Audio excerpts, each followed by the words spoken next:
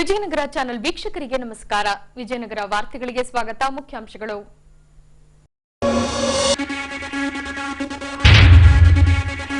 ಜಿಲ್ಲಾಡಳಿತದಿಂದ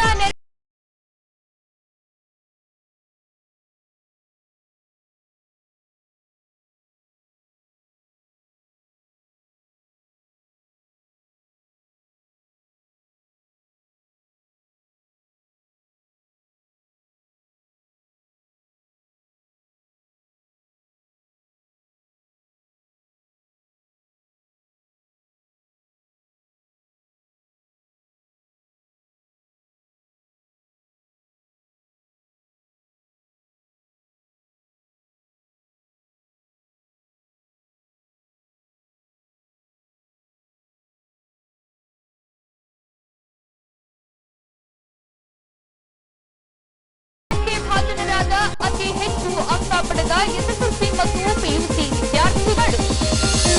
ಈಗ ವಾರ್ತೆಗಳ ವಿವರ. ಜಿಲ್ಲಾಡಳಿತ, ಜಿಲ್ಲಾ ಹಿಂದುಳಿದ ವರ್ಗಗಳ ಕಲ್ಯಾಣ ಇಲಾಖೆ ಹಾಗೂ ಡಿ ದೇವರಾಜ ಅರಸು ಹಿಂದುಳಿದ ವರ್ಗಗಳ ಅಭಿವೃದ್ಧಿ ನಿಗಮದ ಸಹಭಾಗಿತ್ವದಲ್ಲಿ ಮಾಜಿ ಮುಖ್ಯಮಂತ್ರಿ ದೇವರಾಜ ಅರಸುರವರ 109ನೇ ಜನ್ಮದಿನಾಚರಣೆ ಕೈಗೊಳ್ಳಲಾಗಿತ್ತು. ಜಿಲ್ಲಾಧಿಕಾರಿಗಳ ಕಾರ್ಯಾಲಯದ ಸಭಾಂಗಣದಲ್ಲಿ ಈ ಕಾರ್ಯಕ್ರಮವನ್ನು ಆಯೋಜಿಸಲಾಗಿತ್ತು. ಈ ಅಂಶಕ್ಕೆ ಸಂಬಂಧಿಸಿದಂತೆ ಹಿಂದುಳಿದ ವರ್ಗಗಳ ಹರಿಕಾರ ದೇವರಾಜು ಅರಸೂರವರ ಭಾವಚಿತ್ರಕ್ಕೆ ಪೂಜೆ ಸಲ್ಲಿಸಿ ಪುಷ್ಪನಮನ ಮಾಡುವ ಮೂಲಕ ಅವರ ಕೊಡುಗೆಗಳ ಕುರಿತು ಸ್ಮರಿಸಲಾಯಿತು. ಈ ವೇಳೆ ಹಿಂದುಳಿದ ವರ್ಗಗಳ ಸಮುದಾಯದ ಮುಖಂಡ ಯಮನೇಶ್ ರವರು ಮಾಜಿ ಮುಖ್ಯಮಂತ್ರಿ ದೇವರಾಜು ಅರಸೂರವರ ಕೊಡುಗೆ ಕುರಿತು ಪರಿಚಯಿಸಿಕೊಟ್ಟರು. ದೇವರಾಜ ಅರಸು ಇವರು ರಾಜಕೀಯ ಅಧಿಕಾರವನ್ನು ಕೊಟ್ಟರೆ, ದೇವರಾಜ ಅರಸರು ನಮ್ಮ ಜಿಲ್ಲಾಧಿಕಾರಿಗಳು ಸಾಹೇಬರು ಹೇಳಿದರು, ಸಾಮಾಜಿಕ ನ್ಯಾಯ ಮತ್ತು ಸಮಾನತೆಯನ್ನು ಕೊಟ್ಟಂತವರು ಅಂತ. ದೇವರಾಜ ಅರಸರ ಬಗ್ಗೆ ಈಗ ನಾನು ಹೇಳಬೇಕಂದ್ರೆ, ಅವರು ಇವತ್ತಿನ ಮೈಸೂರು ಜಿಲ್ಲೆಯ ಹುಣಸೂರು ತಾಲೂಕಿನ ಕಲ್ಲಳ್ಳಿ ಎಂಬ ಒಂದು ಚಿಕ್ಕ ಗ್ರಾಮದಲ್ಲಿ 1915 ಆಗಸ್ಟ್ 20ರಂದು ಒಂದು ಸಾಮಾನ್ಯ ಕುಟುಂಬದಲ್ಲಿ ಜನನಾಗಿತ್ತು. ಒಂದು ಅರಸು ಸಮುದಾಯ, ಒಂದು ಸಣ್ಣ ಜಾತಿ. ಅವರ ತಂದೆಯವರ ಹೆಸರು ಕೂಡ ದೇವರಾಜ ಅರಸು. ಹೀಗೆ ಸಾಮಾನ್ಯ ಕುಟುಂಬದಲ್ಲಿ ಹುಟ್ಟಿದಂಥ ದೇವರಾಜ ಅರಸರು ತಮ್ಮ ಪ್ರಾಥಮಿಕ ಮತ್ತು ಪ್ರೌಢ ಶಿಕ್ಷಣವನ್ನು ಮೈಸೂರಿನಲ್ಲಿ ಮುಗಿಸ್ತಾರೆ. ತಮ್ಮ ಡಿಗ್ರಿ ಪದವಿ BSc ಡಿಗ್ರಿ ಪದವಿಯನ್ನು ಬೆಂಗಳೂರಿನ ಸೆಂಟ್ರಲ್ ಕಾಲೇಜಿನಲ್ಲಿ ಮುಗಿಸ್ತಾರೆ. ಡಿಗ್ರಿ ಆದಮೇಲೆ ಅವರು ಮತ್ತೆ ತಮ್ಮ ಸ್ವಗ್ರಾಮ ಕಲಹಳ್ಳಿಗೆ ಹೋಗ್ತಾರೆ. ಅಲ್ಲಿ ಕೃಷಿ ಚಟುವಟಿಕೆಗಳಲ್ಲಿ ತೊಡಗುತ್ತಾರೆ. ಆದರೆ ದೇವರಾಜ ಅರಸರಿಗೆ ಸಮಾಜದ ಬಗ್ಗೆ ಒಂದು ಅಪಾರವಾದಂಥ ಕಾಳಜಿ ಇತ್ತು. ಅರಸು ಮನೆತನ, ಕರ್ನಾಟಕದಲ್ಲಿ ಅರಸು ಮನೆತನಕ್ಕೆ ಒಂದು ದೊಡ್ಡ ಗೌರವವಿದೆ. ಯಾಕಂದರೆ ಮೈಸೂರಿನ ಅರಸರಾಗಿದ್ದ ನಾಲ್ವಡಿ ಜಯಚಾಮರಾಜ ಒಡೆಯರ್ ಸ್ವಾತಂತ್ರ್ಯ ಪೂರ್ವದಲ್ಲಿ ಹಿಂದುಳಿದ ವರ್ಗಗಳಿಗೆ ಮೀಸಲಾತಿಯನ್ನು ಕೊಟ್ಟರು, ಮಿಲ್ಲರ್ ಆಯೋಗದ ಮೂಲಕ. ಅಂತಹ ಒಂದು ದೊಡ್ಡ ಪರಂಪರೆ, ನಾನು ಬಹಳ ಸ್ಪಷ್ಟವಾಗಿ ಹೇಳ್ತೀನಿ, ಇವತ್ತು ನಮ್ಮ ದೇಶದಲ್ಲಿ ಸಾಮಾಜಿಕ ನ್ಯಾಯ, ಹಿಂದುಳಿದವರಿಗೆ, ದಮನಿತರಿಗೆ ಒಂದು ಸಾಮಾಜಿಕ ನ್ಯಾಯವನ್ನು ಕೊಟ್ಟಂತ ಪ್ರಪ್ರಥಮ ರಾಜ್ಯ ನಮ್ಮ ಕರ್ನಾಟಕ.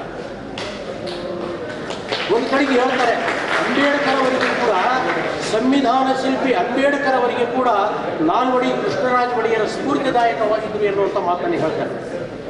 ಅವರಿಂದ ಸ್ಫೂರ್ತಿ ಪಡೆದಂಥ ದೇವರಾಜ ಅರಸರು ಕೂಡ ಈ ಸಾಮಾಜಿಕ ನ್ಯಾಯದ ಬಗ್ಗೆ ಅಪಾರವಾದಂಥ ತುಡಿತ ಇತ್ತು, ಕಳಕಳಿ ಇತ್ತು. ಹೀಗಾಗಿ ಅವರು 1952ರಲ್ಲಿ ಪ್ರಪ್ರಥಮ ಬಾರಿಗೆ ಒಂದು ರಾಜಕೀಯ ಪ್ರವೇಶ ಆಗುತ್ತೆ ಹುಣಸೂರು ಕ್ಷೇತ್ರದಿಂದ. ಆ ಸತತ ರಾಜಕೀಯ ಯಶಸ್ಸಿನಿಂದ ಅವರು 1972ರಿಂದ 77 ಕರ್ನಾಟಕದ ಮುಖ್ಯಮಂತ್ರಿ ಆಗ್ತಾರೆ. 72ರಿಂದ 77 ಮತ್ತು 78ರಿಂದ 80 ಕರ್ನಾಟಕದಲ್ಲಿ 5 ವರ್ಷಗಳ ಕಾಲ ಸತತವಾಗಿ ಮುಖ್ಯಮಂತ್ರಿಯಾದಂಥ ಒಂದು ಕೀರ್ತಿ ದೇವರಾಜ ಅರಸರಿಗೆ ಸಲ್ಲುತ್ತೆ, ಹೆಗ್ಗಳಿಕೆ ಅವರಿಗೆ ಸಲ್ಲುತ್ತೆ. 5 ವರ್ಷಗಳ ಕಾಲ ನಿರಂತರವಾಗಿ ಮುಖ್ಯಮಂತ್ರಿ ಆದರು, 72ರಿಂದ 77. ಅದಕ್ಕಿಂತ ಬಂದಂಥ ಯಾವ ಮುಖ್ಯಮಂತ್ರಿಗಳು 5 ವರ್ಷ ಆಗಲಿಲ್ಲ. ಅದಾದ ನಂತರ ಸಿದ್ದರಾಮಯ್ಯನವರಾದರು, ಆ ಮಾತು ಬೇರೆ. 2013ರಿಂದ 2018ರವರೆಗೆ ಸಿದ್ದರಾಮಯ್ಯನವರು, ಅವರಿಗೆ ಕೂಡ ದೇವರಾಜ ಅರಸರ ನಂತರ ಅವರು ಕೂಡ ನಿರಂತರವಾಗಿ ಆಗ್ತಾರೆ. ಇವತ್ತು ನಾವು ದೇವರಾಜ ಅರಸರನ್ನ ಯಾಕೆ ಸಾಮಾಜಿಕ ನ್ಯಾಯದ ಹರಿಕಾರ ಅಂತ ಕರಿತೀವಿ? ಸುಮ್ಮನೆ ಕರೆಯಲ್ಲ. ಇವತ್ತು ಹೇಳ್ತಾರೆ ನಾನು ಹಿಂದೆ ನೇತಾರ, ಹಿಂದುಳಿದ ವರ್ಗಗಳ ನೇತಾರ, ಬಿಗ್ ಜೀರೋ ಯಾರಲ್ಲ. ಅವರ ಕಾರ್ಯಕ್ರಮಗಳು, ಅವರ ಯೋಜನೆಗಳು, ಅವರ ಜಾರಿಗೆ ತಂದಂಥ ಕಾಯ್ದೆಗಳು, ವಿಶೇಷವಾಗಿ ಭೂ ಸುಧಾರಣೆ ಕಾಯ್ದೆ, ಹಿಂದುಳಿದ ವರ್ಗಗಳಿಗೆ ಮೀಸಲಾತಿ, ನಾಡು ನುಡಿಯ ಬಗ್ಗಿದ್ದಂಥ ಕಾರಣಕ್ಕಾಗಿ ರಾಜ್ಯಕ್ಕೆ ಕರ್ನಾಟಕ ಅಂತ ನಾಮಕರಣ ಮಾಡಿದ್ದು, ಜೀತ ಪದ್ಧತಿಯ ನಿರ್ಮೂಲನೆ, ಕನ್ನಡ ಅಭಿವೃದ್ಧಿ ಪ್ರಾಧಿಕಾರ, ಕನ್ನಡ ಆಡಳಿತ ಭಾಷೆಯನ್ನಾಗಿ ಮಾಡಿದ್ದು, ಹಿಂದುಳಿದ ವರ್ಗಗಳ ಹಾಸ್ಟೆಲ್ಗಳನ್ನು ಸ್ಥಾಪನೆ ಮಾಡಿದ್ದು, ಅಲ್ಪಸಂಖ್ಯಾತರ ಆಯೋಗವನ್ನು ರಚನೆ ಮಾಡಿದ್ದು, ಹೀಗೆ ಅನೇಕ ಯೋಜನೆಗಳನ್ನು ದೇವರಾಜ ಅರಸರು ಜಾರಿಗೆ ತಂದರು. ಡಿವೈಎಫ್ಐ ಸಂಘಟನೆಯಿಂದ 24 ಹಾಗೂ 25ರಂದು ಹೊಸಪೇಟೆ ನಗರದಲ್ಲಿ ರಾಜ್ಯ ಮಟ್ಟದ ಸಂಘಟನಾ ಕಾರ್ಯಾಗಾರವನ್ನು ಹಮ್ಮಿಕೊಳ್ಳಲಾಗಿದೆ. ಅವಿಭಜಿತ ಬಳ್ಳಾರಿ ಜಿಲ್ಲೆಯ ಸರ್ವಾಂಗೀಣ ಅಭಿವೃದ್ಧಿ ಕುರಿತು ಚರ್ಚಿಸಿ ಸರ್ಕಾರಕ್ಕೆ ಆಗ್ರಹಿಸಲಾಗುತ್ತದೆ. ಈ ಹಿನ್ನೆಲೆಯಲ್ಲಿ ಡಿವೈಎಫ್ಐ ಸಂಘಟನೆಯಿಂದ ನಗರದ ಪತ್ರಿಕಾ ಭವನದಲ್ಲಿ ಸುದ್ದಿಗೋಷ್ಠಿಯನ್ನ ಕೈಗೊಳ್ಳಲಾಗಿ ದಿನಾಂಕ 24 ಹಾಗೂ 25ರಂದು ನಡೆಯಲಿರುವ ಪೋಸ್ಟರ್ ಅನ್ನು ಬಿಡುಗಡೆಗೊಳಿಸಲಾಯಿತು. ಬಳಿಕ ಸಂಘಟನೆಯ ರಾಜ್ಯ ಕಾರ್ಯದರ್ಶಿ ಬಸವರಾಜ ಪೂಜಾರ್ ರವರು ಮಾತನಾಡಿ, ಇಡೀ ರಾಜ್ಯದಲ್ಲಿ ಶಿಕ್ಷಣ, ಉದ್ಯೋಗ ಹಾಗೂ ಆರೋಗ್ಯದ ಹಕ್ಕಿಗಾಗಿ ಮುಂದಿನ ಹೋರಾಟದ ರೂಪುರೇಷೆಗಳ ಕುರಿತು ಕಾರ್ಯಾಗಾರದಲ್ಲಿ ಚರ್ಚಿಸಿ ಸರ್ಕಾರದ ಗಮನ ಸೆಳೆಯಲಾಗುತ್ತದೆ ಎಂದರು. ಇವತ್ತು ನಾವು ಆಲೋಚನೆ ಮಾಡಿರ್ತಕ್ಕಂಥದ್ದು, ನಾವು 3 ಘೋಷಣೆಯನ್ನು ಇಟ್ಕೊಂಡು ಇದರ ಮೇಲೆ ಮಾಡ್ತಾ ಇದ್ದೀವಿ. ಒಂದು ಶಿಕ್ಷಣ, ಉದ್ಯೋಗ ಮತ್ತು ಆರೋಗ್ಯದ ಹಕ್ಕಿಗಾಗಿ ಅಂತಕೊಂಡು ಇವತ್ತು ಇಡೀ ದೇಶ ಮತ್ತು ರಾಜ್ಯದ ವ್ಯಾಪ್ತಿಯಲ್ಲಿ ಇವತ್ತು ಯುವ ಜನರ ಒಂದು ನೈಜ ದೇಶ ಪ್ರೇಮಿ ಸಂಘಟನೆ ಡಿವೈಎಫ್ಐ ಆಗಿ ಯುವ ಜನರ ಪ್ರತಿನಿಧಿಯಾಗಿ ಇವತ್ತು ಕೆಲಸ ಮಾಡ್ತಾ ಇದ್ದೇವೆ. ಅವರ ಹಕ್ಕುಗಳಿಗಾಗಿ ಇವತ್ತು ಸರ್ವಾಂಗೀಣ ಅಭಿವೃದ್ಧಿಗಾಗಿ ಡಿವೈಎಫ್ಐ ಕೆಲಸ ಮಾಡ್ತಾ ಇದೆ. ಇಂತಹ ಸಂದರ್ಭದಲ್ಲಿ ಪ್ರತಿ 2 ವರ್ಷಕ್ಕೊಮ್ಮೆ 3 ವರ್ಷಕ್ಕೊಮ್ಮೆ ಈ ಥರದ ಪ್ರಶ್ನೆಗಳಿಟ್ಕೊಂಡು ಯುವ ಜನರ ಜಾಗೃತಿಪಡಿಸಿ ಅವರ ಹಕ್ಕುಗಳನ್ನ ಖಾತ್ರಿಪಡಿಸೋದು ಒಂದು ಕಡೆಗೆ, ಇನ್ನೊಂದು ಕಡೆಗೆ ಇಡೀ ನಾಡು ಮತ್ತು ದೇಶ ಸುಭದ್ರವಾಗಿ ನಡೀಬೇಕು ಅಂತ ಹೇಳಿದರೆ ಯುವಜನ ಮಾನವ ಸಂಪನ್ಮೂಲ ಸರಿಯಾಗಿ ಸದ್ಬಳಕೆ ಆಗಬೇಕು. ಅದರ ಬದಲಾಗಿ ಇವತ್ತೇನು ಅವರನ್ನ ಅಪಾಯಕಾರಿ ಸಂಚಿಗೆ ಏನು ಇವತ್ತು ಧರ್ಮಾಂಧತೆ ಮತ್ತು ಜಾತ್ಯತೀತತೆಗೆ ದೂಡ್ತಾ ಇದ್ದಾರೆ, ಅದನ್ನು ತಡೆಗಟ್ಟಲಿಕ್ಕಾಗಿ ದೇಶ ಸುಭದ್ರವಾಗಿ ನಡೀಲಿಕ್ಕೆ ಯುವ ಜನರ ಸಂಪೂರ್ಣವಾಗಿ ಇವತ್ತು ತೊಡಗಿಸ್ಕೊಳ್ಬೇಕು ಅಂತ ಕಂಡು, ಮತ್ತು ಯುವ ಜನರಲ್ಲೂ ಕೂಡ ಇವತ್ತು ಸ್ಕಿಲ್ ಡೆವಲಪ್ ಆಗಬೇಕಾಗಿದೆ. ಅದನ್ನು ಮಾಡಲಿಕ್ಕೆ ಸರ್ಕಾರಗಳು ಬಜೆಟಲ್ಲಿ ಒಂದು ಘೋಷಣೆಯನ್ನು ಮಾತ್ರ ಮಾಡ್ತಾ ಇದ್ದಾರೆ. ಆದರೆ ಎಷ್ಟು ಜನರಿಗೆ ನಾವು ಸ್ಕಿಲ್ ಡೆವಲಪ್ಮೆಂಟ್ ಮಾಡಿದ್ವಿ, ಅದು ಪ್ರಾಪರ್ಟಿ ಎಷ್ಟಲ್ಲಿ ಆಯಿತು, ಆ ಸ್ಕಿಲ್ ಡೆವಲಪ್ಮೆಂಟ್ ಕೊಟ್ಟಿರೋರಿಗೆ, ತರಬೇತಿ ಕೊಟ್ಟಿರೋರಿಗೆ ಎಷ್ಟು ಜನರಿಗೆ ನಾವು ಉದ್ಯೋಗ ಕೊಟ್ವಿ ಅಥವಾ ಉದ್ಯೋಗ ಪಡಲಿಕ್ಕೆ ಯಾವ ರೀತಿ ಸಹಾಯವನ್ನು ಮಾಡಿದ್ವಿ ಅಂತಕ್ಕಂಥ ಸರ್ಕಾರದ ಬಳಿ ಇವತ್ತು ಕೂಡ ಒಂದು ಸರಿಯಾಗಿರ್ತಕ್ಕಂಥ ದಾಖಲೆಗಳು ಇಲ್ಲ. ಇದನ್ನ ಸರಿಯಾದ ದಿಕ್ಕಿನಲ್ಲಿ ಇವತ್ತು ಯುವ ಜನರನ್ನ ದಿಕ್ಕು ತಪ್ಪಿಸ್ತಕ್ಕಂಥದ್ದು ಸರ್ಕಾರಗಳು ಮಾಡ್ಕೊಂಡು ಬರ್ತಾ ಇದ್ದಾವೆ ಅಂತಕೊಂಡು, ಇಂತಹ ಸಂದರ್ಭದಲ್ಲಿ ವಿಜಯನಗರ ಜಿಲ್ಲೆ ಹೊಸಪೇಟೆಯಲ್ಲಿ ಇವತ್ತು ನಾವು 2 ದಿನಗಳ ಕಾಲ ಆಗಸ್ಟ್ 24, 25ನೇ ತಾರೀಕಿಗೆ ಒಂದು ರಾಜ್ಯ ಮಟ್ಟದ ಸಂಘಟನಾ ಕಾರ್ಯಾಗಾರವನ್ನು ಮಾಡ್ತಾ ಇದ್ದೇವೆ. ಇದರ ಮುಖ್ಯ ಉದ್ದೇಶ ಬರತಕ್ಕಂಥ ದಿನಗಳಲ್ಲಿ ಇವತ್ತು ಉದ್ಯೋಗದ ಪ್ರಶ್ನೆ ಮೇಲೆ ಇಡೀ ರಾಜ್ಯವ್ಯಾಪಿಗೆ ಒಂದು ದೊಡ್ಡ ಆಂದೋಲನವನ್ನು ಕಟ್ಟಲಿಕ್ಕೆ ಡಿವೈಎಫ್ಐ ಮುಂದಾಗ್ತಾ ಇದೆ. ಹೀಗಾಗಿ 2 ದಿನದಲ್ಲಿ ಇವತ್ತು ನಮ್ಮ ಒಂದು ಕಾರ್ಯಾಗಾರಕ್ಕೆ ರಾಜ್ಯದ ಪ್ರಮುಖ ಪ್ರಖ್ಯಾತ ಸಾಹಿತಿಗಳು, ಇದೇ ನೆಲದವರು, ಕುಮ್ಮಿ ವೀರಭದ್ರಪ್ಪವರು ಕೂಡ ಆಗಮಿಸ್ತಾ ಇದ್ದಾರೆ. ಹಾಗೆಯೇ ಡಿವೈಎಫ್ಐನ ಅಖಿಲ ಭಾರತ ಅಧ್ಯಕ್ಷರು ಎ ರಹೀಮ್ ಅಂತೇಳಿ ರಾಜ್ಯಸಭಾ ಸದಸ್ಯರು ಅವರು ಇರ್ತಾರೆ. ಮತ್ತು ಬೇರೆ ಬೇರೆ ವಿಭಾಗದಲ್ಲಿ ಕೆಲಸ ಮಾಡಿ ಇವತ್ತು ಸಾಕಷ್ಟು ಪ್ರಖ್ಯಾತರಾಗಿರ್ತಕ್ಕಂತಹ ವಿಷಯ ಮಂಡನೆ ಮಾಡಲಿಕ್ಕೆ ಇವತ್ತು ಬುದ್ಧಿಜೀವಿಗಳು ಅವರೆಲ್ಲರೂ ಕೂಡ ಅದರಲ್ಲಿ ಭಾಗವಹಿಸ್ತಾ ಇದ್ದಾರೆ. ಸಾಂಸ್ಕೃತಿಕ ಕಾರ್ಯಕ್ರಮ ಕೂಡ ನಾವೆಲ್ಲರೂ ಕೂಡ ಆಯೋಜನೆ ಮಾಡ್ತಾ ಇದ್ದೇವೆ.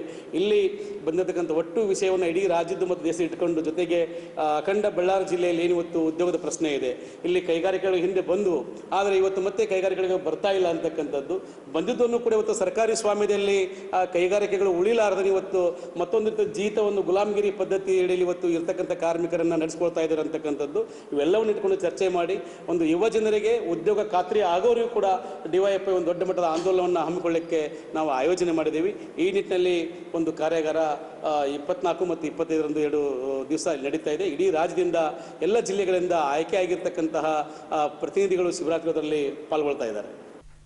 ಶ್ರಾವಣ ಮಾಸದಲ್ಲಿ ವಿವಿಧ ನಾಮದ ದೇವಾಲಯಗಳಲ್ಲಿ ವಿಶೇಷ ಪೂಜಾ ಕೈಂಕರ್ಯಗಳನ್ನು ನಡೆಸಲಾಗುತ್ತದೆ. ಈ ಹಿನ್ನೆಲೆಯಲ್ಲಿ ದೇಗುಲಕ್ಕೆ ಭೇಟಿ ನೀಡಿದ ಸಮಾಜ ಸೇವಕ ಸಿದ್ಧಾರ್ಥ ಸಿಂಗ್ ರವರು ಕ್ಷೇತ್ರದ ಒಳಿತಿಗಾಗಿ ಪ್ರಾರ್ಥಿಸಿದರು. ಹೀಗೆ ಶ್ರಾವಣ ಮಾಸದ ಪ್ರಯುಕ್ತ ನಗರದ ಬಳ್ಳಾರಿ ದುರ್ಗಮ್ಮ ದೇವಿಯ ಪಾಲಕಿ ಉತ್ಸವ ಕೈಗೊಳ್ಳಲಾಗಿತ್ತು. ಈ ಭಾಗವಾಗಿ ಬಿಜೆಪಿ ಯುವ ಮೋರ್ಚಾದ ರಾಜ್ಯ ಕೋಶಾಧ್ಯಕ್ಷ ಹಾಗೂ ಸಮಾಜ ಸೇವಕ ಸಿದ್ಧಾರ್ಥ ಸಿಂಗ್ ರವರು ಮೆರವಣಿಗೆಯಲ್ಲಿ ಪಾಲ್ಗೊಂಡು ಭಕ್ತಿ ಸಮರ್ಪಿಸಿದರು.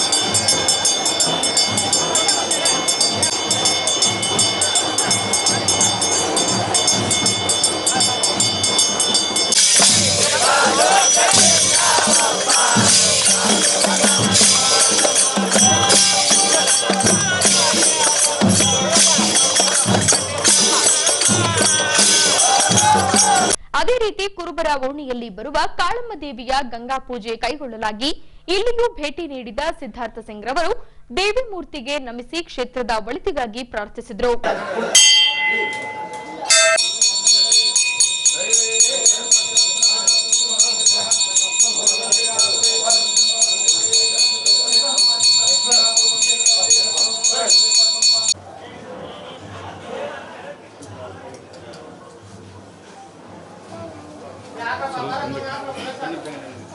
शतम जीव शरदो वर्तमान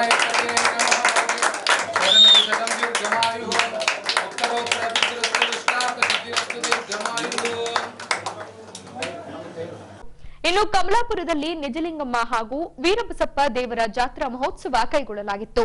ಈ ಭಾಗವಾಗಿ ದೇಗುಲಕ್ಕೆ ತೆರಳಿ ಪೂಜೆ ಸಲ್ಲಿಸಿ ಭಕ್ತಿ ಸಮರ್ಪಿಸಿದರು.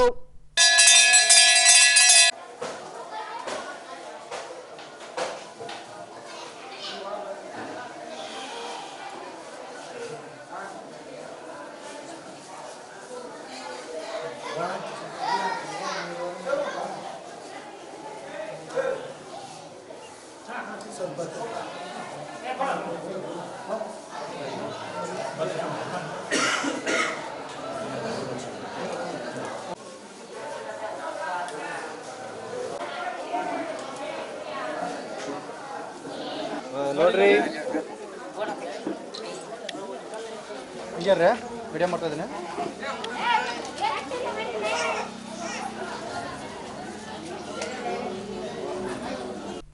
ನಗರದ ಹೊರವಲಯದಲ್ಲಿ ಬರುವ ಶನೇಶ್ವರ ಸ್ವಾಮಿ ದೇವಸ್ಥಾನದ ವಾರ್ಷಿಕೋತ್ಸವ ಕೈಗೊಳ್ಳಲಾಗಿತ್ತು. ಈ ಭಾಗವಾಗಿ 2 ದಿನಗಳ ಕಾಲ ದೇಗುಲದಲ್ಲಿ ವಿಶೇಷ ಪೂಜೆ, ಗಂಗಾ ಪೂಜೆ, ಭಜನೆ ಸೇರಿದಂತೆ ಧರ್ಮಸಭೆ ನಡೆಸಿ ಲೋಕ ಕಲ್ಯಾಣಕ್ಕಾಗಿ ಪ್ರಾರ್ಥಿಸಲಾಯಿತು. ಈ ಅಂಶಕ್ಕೆ ಸಂಬಂಧಿಸಿದಂತೆ ತುಂಗಭದ್ರಾ ಜಲಾಶಯದ ಹಿನ್ನೀರಿಗೆ ತೆರಳಿ ಗಂಗಾ ಪೂಜೆ ನಡೆಸಿ ಮೆರವಣಿಗೆ ಮೂಲಕ ದೇಗುಲಕ್ಕೆ ಸಾಗಿಸಿ ತರಲಾಯಿತು.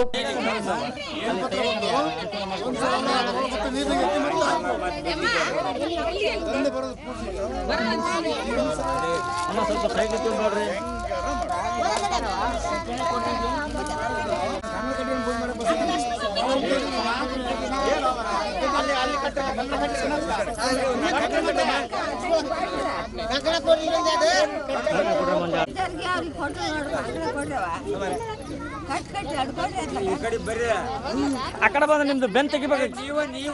ಹೌದಾ ಹೌದಾ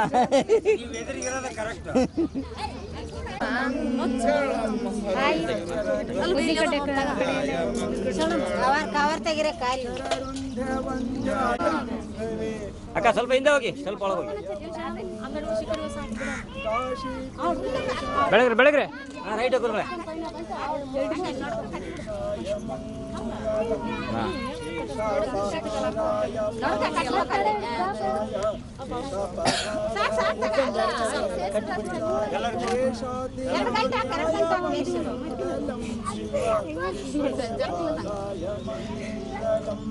ಅದನ್ನ ಯಾರನ್ನ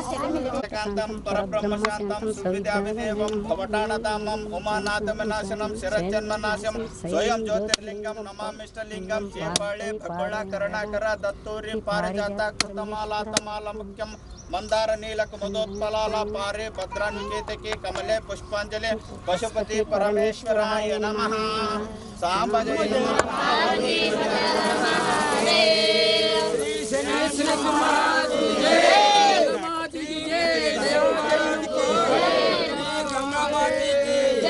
जय मंगल नमः पार्वती।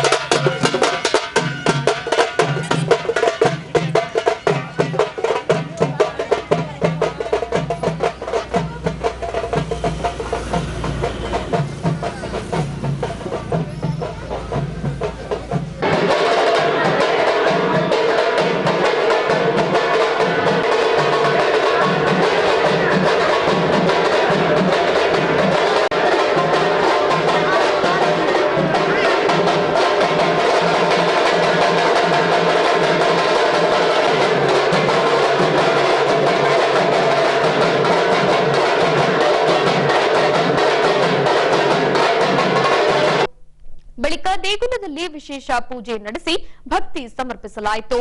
ಹೀಗೆ ದೇಗುಲಕ್ಕೆ ಆಗಮಿಸಿದ ಭಕ್ತರು ಎಳ್ಳಾರತಿ ಬೆಳಗಿಸಿ ಭಕ್ತಿಯಲ್ಲಿ ಮಿಂದರು. ನಂತರ ಧರ್ಮಸಭೆ ನಡೆಸಲಾಗಿ ಉಜ್ಜಯಿನಿಯ ಸಿದ್ದಲಿಂಗ ಶಿವಾಚಾರ್ಯ ಸ್ವಾಮಿಗಳು ಆಶೀರ್ವಚನ ನುಡಿಗಳನ್ನಾಡುತ್ತಾ ಶನಿದೇವನಿಗೆ ಕಾಡುವ ಗ್ರಹ ಎಂದು ಕರೆಯುವುದು ತಪ್ಪು, ಬದಲಾಗಿ ಶನಿದೇವ ಕೆಡುಕರಿಗೆ ಮಾತ್ರ ಕಾಡುತ್ತಾನೆ, ಒಳ್ಳೆಯವರನ್ನ ಸದಾ ಕಾಪಾಡುತ್ತಾನೆಂದು ತಿಳಿಸಿದರು.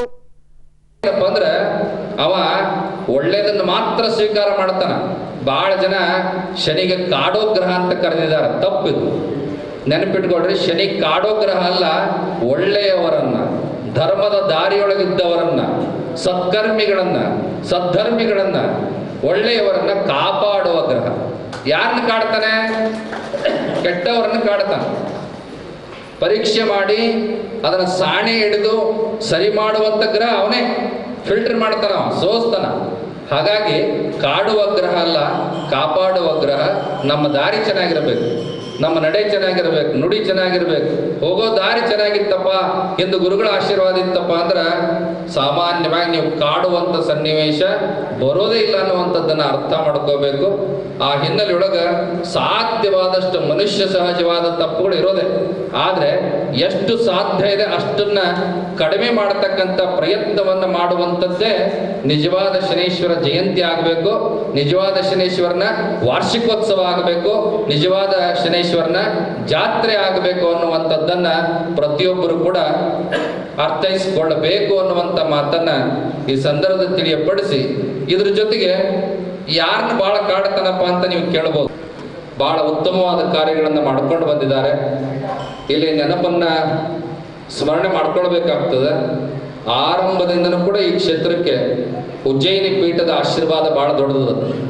ಲಿಂಗೈಕ್ಯ ಮರುಳಿಸಿದ್ದ ಜಗದ್ಗುರುಗಳವರು ಆರಂಭದಿಂದಲೂ ಕೂಡ ಈ ಕ್ಷೇತ್ರದ ಪ್ರಗತಿಗೆ, ಈ ಕ್ಷೇತ್ರದ ವಿಕಾಸಕ್ಕೆ ತಮ್ಮದೇ ಆಗಿರ್ತಕ್ಕಂಥ ಆಶೀರ್ವಾದದ ಶ್ರೀರಕ್ಷೆಯನ್ನ ಮಾಡ್ಕೊಂಡು ಬಂದಂಥವರಾಗಿದ್ದಾರೆ.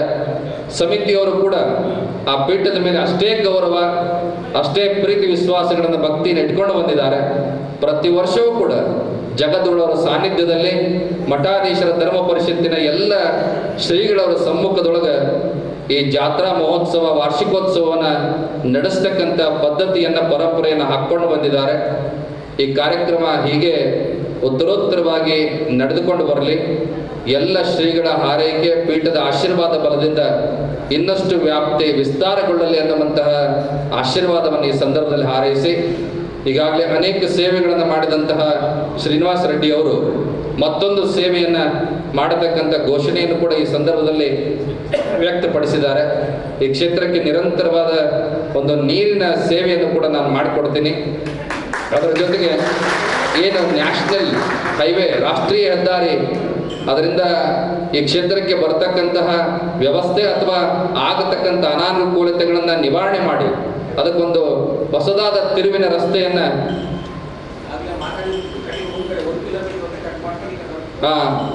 ಮುಂದೆ ಅದನ್ನ ಕಟ್ ಮಾಡಿ 1 ಕಿಲೋಮೀಟರ್ ಮತ್ತೆ ನೇರವಾದ ರಸ್ತೆ ಮುಖಾಂತರ ಈ ಕ್ಷೇತ್ರಕ್ಕೆ ಬರ್ತಕ್ಕಂತಹ ದಾರಿಯನ್ನ ಮಾಡಿಕೊಡೋದಕ್ಕೆ ಆ ರಾಷ್ಟ್ರೀಯ ಹೆದ್ದಾರಿ ಪ್ರಾಧಿಕಾರದ ಅಧಿಕಾರಿಗಳ ಜೊತೆಗೆ ನಾನು ಮಾತನಾಡಿದ್ದೀನಿ ಎನ್ನುವಂಥ ಮಾತನ್ನು ಅವರು ಅರಿಕೆ ಮಾಡಿಕೊಂಡಿದ್ದಾರೆ. ಆ ಎಲ್ಲ ಕೆಲಸ ಕಾರ್ಯಗಳು ಮುಂದಿನ ಜಾತ್ರೆ ಅಷ್ಟೊತ್ತಿಗೆ ಪೂರ್ಣಗೊಳ್ಳಲಿ ಎನ್ನುವಂಥ ಮಾತನ್ನ ಈ ಸಂದರ್ಭದಲ್ಲಿ ತಿಳಿಯಪಡಿಸಿ, ಇನ್ನು ಹೆಚ್ಚಿನ ಸೇವೆಯನ್ನ ಶ್ರೀನಿವಾಸ ರೆಡ್ಡಿ ಅವರ ಸಮಾಜಕ್ಕಾಗಿ, ದೈವಕ್ಕಾಗಿ, ಮಠಮಾನ್ಯಗಳಿಗಾಗಿ ಮಾಡ್ಕೊಂಡು ಬರಲಿ. ಆ ಶಕ್ತಿಯನ್ನು ಭಗವಂತ ಅವರಿಗೆ ನೀಡಲಿ ಎನ್ನುವಂಥ ಮಾತನ್ನ ಹಾರೈಸಿ, ವಿಶೇಷವಾಗಿ ಈಗಾಗಲೇ ಅವರ ಅಳಿಯ ಬಹಳ ಉನ್ನತವಾದ ಸ್ಥಾನದೊಳಗಿದ, ಜೊತೆಗೆ ಕೆಲಸ ಕಾರ್ಯದ ಅಭಿವೃದ್ಧಿ ವಿಷಯದೊಳಗೂ ಕೂಡ ಬಳ್ಳಾರಿ ನಗರಕ್ಕೆ ಬಹಳ ಒಂದು ಹೊಸತನವನ್ನ, ನಾವೀನ್ಯತೆಯನ್ನ ಕೊಡತಕ್ಕಂಥ ನಿಟ್ಟಿನೊಳಗೆ ಕೆಲಸ ಮಾಡತಕ್ಕಂಥ ನಾರಾ ಭರತ್ ರೆಡ್ಡಿ ಅವರಿಗೂ ಕೂಡ ಒಳ್ಳೆಯದಾಗಲಿ ಎನ್ನುವಂಥ ಮಾತನ್ನ ಈ ಸಂದರ್ಭದಲ್ಲಿ ತಿಳಿಯಪಡಿಸಿ, ವಿಶೇಷವಾಗಿ ನಮ್ಮೆಲ್ಲ ಮಠಾಧೀಶರ ಧರ್ಮ ಪರಿಷತ್ತಿನ ಬಳಗ ಬಹಳ ವಿಶೇಷವಾಗಿ ಈ ಕ್ಷೇತ್ರದ ಬಗ್ಗೆ ಆಸಕ್ತಿಯನ್ನು ಹೊಂದಿದವರಾಗಿ ಪ್ರತಿ ವರ್ಷವೂ ಕೂಡ ಬಂದು ತಮ್ಮ ಶುಭ ಹಾರೈಕೆಯ ನುಡಿಗಳನ್ನು ಈ ವೇದಿಕೆಯಲ್ಲಿ ಹಂಚಿಕೊಂಡಂಥವರಾಗಿದ್ದಾರೆ. ಆ ಎಲ್ಲ ಶ್ರೀಗಳವರಿಗೂ ಕೂಡ, ನಮ್ಮ ಹಿರಿಯ ಜೀವ ಶಂಕರ ಸ್ವಾಮಿಗಳು ಕೂಡ ಇಲ್ಲಿದ್ದಾರೆ, ಅನಾರೋಗ್ಯದ ಪರಿಸ್ಥಿತಿಯಲ್ಲಿ ಇದ್ದರೂ ಕೂಡ ಈ ಕ್ಷೇತ್ರಕ್ಕೆ ಬಂದು ತಮ್ಮ ಶಿವಯೋಗಿ ಸ್ವರೂಪದ ಸ್ಥಾನವನ್ನು ಅಲಂಕರಿಸಿ ಈ ಶೋಭೆಯನ್ನು ತಂದಿದ್ದಾರೆ. ಅಂತ ಹಿರಿಯರಿಗೂ ಕೂಡ ಭಗವಂತ ಮರಳಿಸಿದ್ದ ಇನ್ನು ಹೆಚ್ಚಿನ ಆಯುಷ್ಯ ಆರೋಗ್ಯವನ್ನು ಕೊಟ್ಟು ಕಾಪಾಡಲಿ. ಶೀಘ್ರ ಚೇತರಿಕೆಯನ್ನು ಅವರು ಕಂಡು ಮತ್ತೆ ಈ ಎಲ್ಲ ಬಳಗದ ನೇತೃತ್ವವನ್ನು ವಹಿಸುವಂತಾಗಲಿ ಅನ್ನುವಂಥ ಮಾತನ್ನ ಅವರಿಗೆ ಆ ಭಗವಂತ ಶಕ್ತಿಯನ್ನು ತುಂಬಲಿ ಅನ್ನುವಂಥ ಹಾರೈಕೆಗಳನ್ನು ಈ ಸಂದರ್ಭದಲ್ಲಿ ವ್ಯಕ್ತಪಡಿಸ್ತಾ, ಎಲ್ಲ ಶ್ರೀಗಳಿಗೂ ಕೂಡ ಶ್ರಾವಣ ಮಾಸದ ಆಶೀರ್ವಾದದ ಶ್ರೀರಕ್ಷೆ ಇದ್ದು ಎಲ್ಲರಿಗೂ ಕೂಡ ಆಯುಷ್ಯ ಆರೋಗ್ಯ ಭಾಗ್ಯ ವೃದ್ಧಿಯಾಗಲಿ. ಬಂದಂಥ ನಿಮ್ಮೆಲ್ಲರಿಗೂ ಕೂಡ ಸುಖ ಸಂಪತ್ತು ಆಯುಷ್ಯ ಆರೋಗ್ಯ ಭಾಗ್ಯ ಪ್ರಾಪ್ತವಾಗಲಿ. ಸೇವೆ ಮಾಡಿದವರಿಗೆ, ಮಾಧ್ಯಮ ಪ್ರತಿನಿಧಿಗಳವರಿಗೆ. ವಿಜಯನಗರ ಜಿಲ್ಲಾ ಕುರುಬರ ಸಂಘ ಹಾಗೂ ಜಿಲ್ಲಾ ಕನಕ ನೌಕರರ ಸಂಘದ ಸಹಯೋಗದಲ್ಲಿ ಅತಿ ಹೆಚ್ಚು ಅಂಕ ಪಡೆದ ವಿದ್ಯಾರ್ಥಿಗಳಿಗೆ ಪ್ರತಿಭಾ ಪುರಸ್ಕಾರ ಕೈಗೊಳ್ಳಲಾಗಿತ್ತು. ಈ ಭಾಗವಾಗಿ ಸಮಾಜದ ಎಸ್ಎಸ್ಎಲ್ಸಿ ಹಾಗೂ ಪಿಯುಸಿ ವಿದ್ಯಾರ್ಥಿಗಳಿಗೆ ಪ್ರತಿಭಾ ಪುರಸ್ಕಾರ ನೀಡಿ ಪ್ರೋತ್ಸಾಹಿಸಲಾಯಿತು. ಈ ಅಂಶಕ್ಕೆ ಸಂಬಂಧಿಸಿದಂತೆ ನಗರದ ಒಳ ಕ್ರೀಡಾಂಗಣದ ಸಭಾಂಗಣದಲ್ಲಿ ಪ್ರತಿಭಾ ಪುರಸ್ಕಾರ ಕೈಗೊಳ್ಳಲಾಗಿತ್ತು. ಈ ಭಾಗವಾಗಿ 2023-24ನೇ ಶೈಕ್ಷಣಿಕ ಸಾಲಿನಲ್ಲಿ ಎಸ್ಎಸ್ಎಲ್ಸಿ ಮತ್ತು ಪಿಯುಸಿ ಪರೀಕ್ಷೆಯಲ್ಲಿ ಅತಿ ಹೆಚ್ಚು ಅಂಕ ಗಳಿಸಿದ ಕುರುಬ ಸಮಾಜದ ವಿದ್ಯಾರ್ಥಿಗಳಿಗೆ ಪ್ರತಿಭಾ ಪುರಸ್ಕಾರ ನೀಡಿ ಪ್ರೋತ್ಸಾಹಿಸಲಾಯಿತು.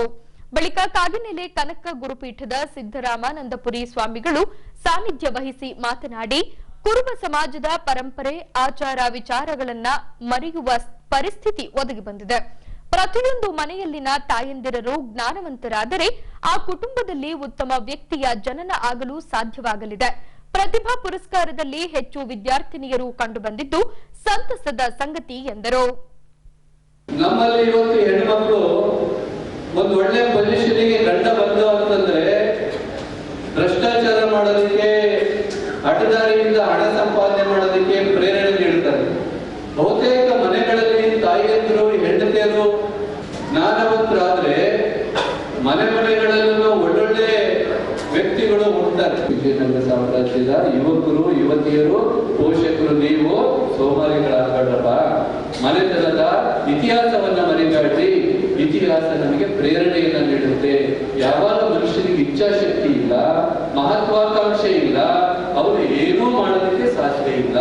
ಮಹತ್ವಾಕಾಂಕ್ಷೆ ಯಾವಾಗ ಹುಟ್ಟುತ್ತೆ ಅಂದ್ರೆ ತಿಳುವಳಿಕೆಯಿಂದ ಹೋಗುತ್ತೆ. ಆತ ಎದುರಿಸುವಂತ ಕಷ್ಟವನ್ನ, ಎದುರಾಗುವಂತ ಕಷ್ಟವನ್ನ ಆತ ನಿಭಾಯಿಸುವಂತ ಸಾಮರ್ಥ್ಯ ಅವರಿಗೆ ಬರುತ್ತೆ. ಹಾಗಾಗಿ ಪರಾವಲಂಬಿ ಜೀವನ ಯಾರು ಮಾಡ್ತಾರೆ ಅವರು ಯಾವತ್ತೂ ಜೀವನದಲ್ಲಿ ಏನೂ ಸಾಧನೆ ಮಾಡೋದಕ್ಕೆ ಸಾಧ್ಯ ಇಲ್ಲ. ಸ್ವಾವಲಂಬಿಯಾಗಿ ಬದುಕೋದಕ್ಕೆ ಇವತ್ತು ವಿದ್ಯೆ ಐತೆ, ವ್ಯಾಪಾರ ಐತೆ, ರಾಜಕೀಯ ಐತೆ, ಎಲ್ಲ ಹೇಳಿದೆ. ಆ ದೃಷ್ಟಿಯಲ್ಲಿ ಮಕ್ಕಳಿಗೆ ನಾನು ಪದೇ ಪದೇ ಹೇಳೋದು, ಪೋಷಕರಿಗೆ, ನಮ್ಮೆಲ್ಲ ಪೋಷಕರಿಗೆ ಹೇಳೋದು ಏನಂತಂದ್ರೆ, ದೇವರು ಇಟ್ಟಂಗೆ ನಮ್ಮ ಜೀವನ ಅಲ್ಲ, ಅದು ತಪ್ಪು ಕಲ್ಪನೆ. ನಾವು ಹೆಂಗೆ ಬಲಿಕೊಳ್ತೀವಿ, ಪೋಷಕರು ಹೆಂಗೆ ಮಕ್ಕಳಿಗೆ ಅವಕಾಶಗಳನ್ನು ಕೊಡ್ತಾರೆ, ಹಂಗೆ ನಮ್ಮ ಭವಿಷ್ಯ ಅನ್ನೋದು ಸತ್ಯ ಅನ್ನುವಂಥದ್ದನ್ನು ನಾವೆಲ್ಲ ತಿಳ್ಕೊಂಡು, ಆಂತರಿಕ ಸಮಸ್ಯೆಗಳು ಯಾವುದೇ ಇದು ಪ್ರತಿಭಾ ಪುರಸ್ಕಾರ ನಡೀಬೇಕು, ಪ್ರತಿಭೆಗಳು ವಂಚಿತರಾಗಬಾರದು ಕರೆದು ಸನ್ಮಾನ ಮಾಡಿದರೆ ನೀವೆಲ್ಲರೂ ಮುಂದೆ ನಿಮ್ಮ ಯಜಮಾನಿಕೆಗೆ ಉತ್ತಮ ಹುಡುಗರಿಗೆಲ್ಲರಿಗೂ ಸನ್ಮಾನ ಮಾಡುವ ವ್ಯಕ್ತಿಗಳಾಗಿ ಬೆಳೆದಿ ಎಂದು ಹೇಳಿದೆ. ಈಗ ಪೊಲೀಸ್ ಪ್ರಕಟಣೆ. ಎಷ್ಟೇ ಹಳೆಯ ಬಂಗಾರವಿರ್ಲಿ, ಪಾಲಿಶ್ ಮಾಡಿದ ಮೇಲೆ ಹೊಸದೇ ರೀತಿಯಲ್ಲಿ ಕಾಣ್ತದೆ ತಾಯಿ, ನೋಡಿ.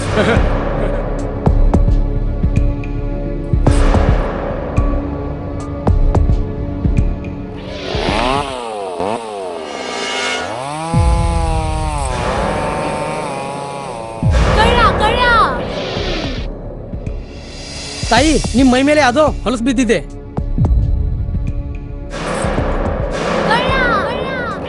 ಇಲ್ಲಿ ತಾಯಿ, ನಾನು ಪೊಲೀಸ್. ಅಲ್ಲಿ ಮುಂದೆ ದಾರಿಲಿ ದೊಡ್ಡ ಗಲಾಟೆ ಆಗಿದೆ, ಮತ್ ನೀವು ಇಷ್ಟೆಲ್ಲ ಒಡವೆ ಹಾಕೊಂಡು ತಿರುಗಾಡ್ತಾ ಇದ್ದೀರಾ. ಈ ಒಡವೆಗಳನ್ನ ಈ ವಸ್ತ್ರದಲ್ಲಿ ಕಟ್ಟಿ ಪರ್ಸ್ನಲ್ ಇಡಿ. ಹಾಕಿ ಪರ್ಸ್ನಲ್ ಇಡೋಣ. ಅಲ್ಲೇ ಮುಂದ್ಗಡೆ ಆಗಿದೆ. ಇದು ತಗೊಳ್ಳಿ ತಾಯಿ, ನಾನು ಬರ್ತೀನಿ. ಈ ಕಡೆಯಿಂದ ಹೋಗಿ.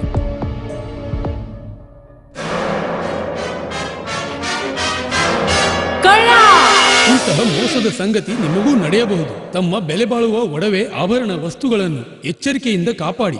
ಯಾವುದೇ ಮಾತುಗಳಿಗೆ ಮರುಳಾಗಬೇಡಿ. ಸಂಶಯಾಸ್ಪದ ರೀತಿಯಲ್ಲಿ ಯಾರಾದರೂ ಕಂಡು ಬಂದರೆ ಸಮೀಪದ ಪೊಲೀಸ್ ಠಾಣೆಯನ್ನು ಸಂಪರ್ಕಿಸಿರಿ. ನಿಮ್ಮ ದೂರುಗಳನ್ನು ಪೊಲೀಸ್ ಕಂಟ್ರೋಲ್ ರೂಮ್ ಸಂಖ್ಯೆ 100 ಅಥವಾ 0832258100ಗೆ ನೀಡಿರಿ. ಬಳ್ಳಾರಿ ಜಿಲ್ಲಾ ಪೊಲೀಸರ ವತಿಯಿಂದ ಜನಹಿತಾರ್ಥ ಪ್ರಕಟಿಸಲಾಗಿದೆ. ಈಗ ಕೊನೆಯಲ್ಲಿ ಮತ್ತೊಮ್ಮೆ ವಾರ್ತೆಗಳ ಮುಖ್ಯಾಂಶಗಳು.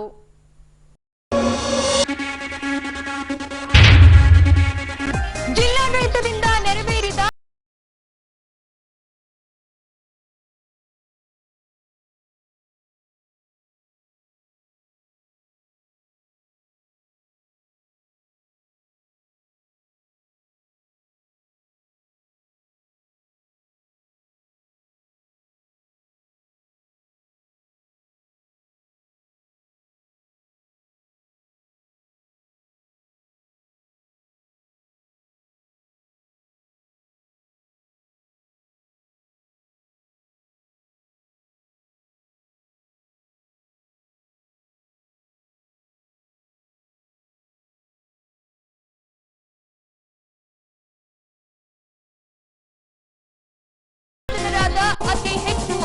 ಪಡೆದ ಎಸ್ಎಸ್ಎಲ್ಸಿ ಮತ್ತು ಪಿಯುಸಿ ವಿದ್ಯಾರ್ಥಿಗಳು.